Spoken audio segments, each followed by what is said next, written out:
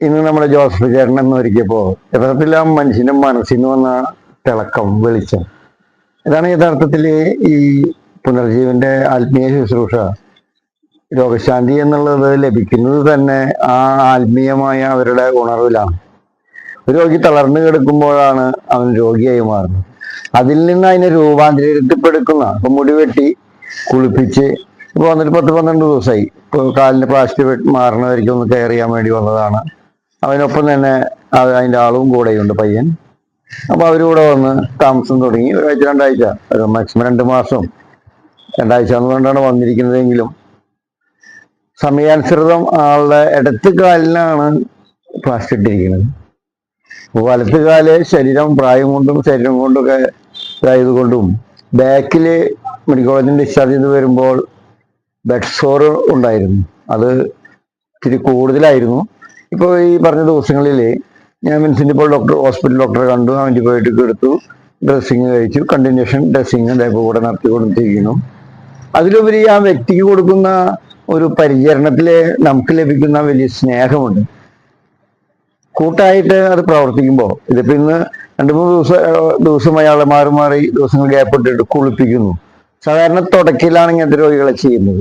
അത് കുളിക്കുന്ന തരത്തിലേക്ക് മാറുമ്പോൾ അവരുടെ ബോഡിക്ക് ഒരു എക്സസൈസ് കിട്ടുന്നു.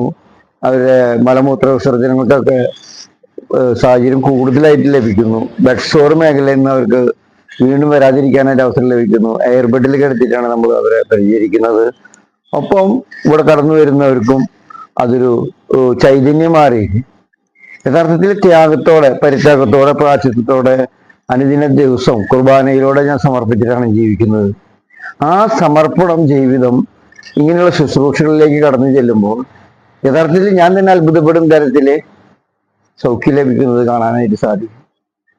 യഥാർത്ഥത്തിൽ എനിക്ക് മനസ്സിലായ ഒരു സത്യം ഇതില് നമ്മൾ ട്രീറ്റ്മെന്റ് മാത്രമല്ല, കൂടുതൽ ഒപ്പം തന്നെ ആത്മീയതയും കൂടി അവരോട് ചേർന്ന് നിന്ന് പങ്കുവയ്ച്ച് പ്രാർത്ഥനയിലേക്ക് അവരെ ലയിപ്പിക്കുമ്പോൾ അവരുടെ മനസ്സും ശരീരവും പൂർണ്ണമായും സ്വതന്ത്രമാകുമ്പോൾ ആ മുറിവ് ഉണങ്ങുന്നു.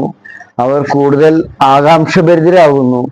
ഇനിയൊരു യാത്രയില്ല, ജീവിതമില്ല എന്നതിൽ നിന്ന് അവർ ഉണർന്നെഴുന്നേൽക്കുന്നു. പുനർജീവൻ ലഭിക്കുന്ന ഒരു പരിചരണമാണ് ഈ ശുശ്രൂഷയിലൂടെ നമുക്ക് കൊടുക്കുവാനായിട്ട് സാധിക്കുന്നത്.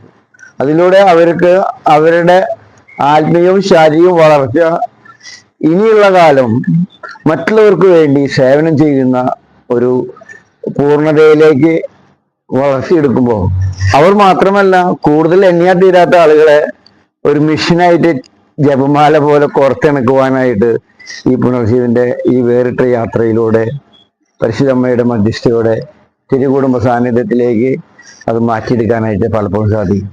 ആ അപ്പച്ചന്റെ കുളി കഴിഞ്ഞും മുടിവെട്ടി കുളി കഴിഞ്ഞും മുറിവെട്ടി കഴിഞ്ഞപ്പോൾ ആ മുഖത്ത് കിട്ടുന്ന ഒരു പ്രസന്നത, മോഹൻലാലാണെന്ന് പറയുന്ന ഹൃദയത്തിൽ നിന്ന് വരുന്ന വാക്കുകളൊക്കെ നമ്മൾ വേറെ എന്ത് ചെയ്താലും കിട്ടാത്തൊരു സന്തോഷം, ഒരു പുനർജീവൻ ആത്മീയത നമുക്ക് കണ്ടുമുട്ടാം. ഇവിടെ ഓർഫനേജോ മറ്റൊന്നുമല്ല, സ്ഥിരം താമസിക്കാനുള്ള സംവിധാനവും ഇല്ല. താൽക്കാലികമായിട്ട് വരുന്നു, ശുശ്രൂഷയില് പങ്കെടുക്കുന്നു. ഇതിനൊപ്പം തന്നെ ഇവിടെ പ്രയറുകളും ധ്യാനങ്ങളും മറ്റുള്ള ശുശ്രൂഷകളൊക്കെ കടന്നു പോകുന്നു. അതിൻ്റെയൊക്കെ ആത്മീയ വെളിച്ചം ഈ വരുന്നവരിൽ നിന്ന് മറ്റുള്ളവരിലേക്കും കോർത്തിണക്കുന്ന ഒരു പുനർജീവൻ. Praise the Lord.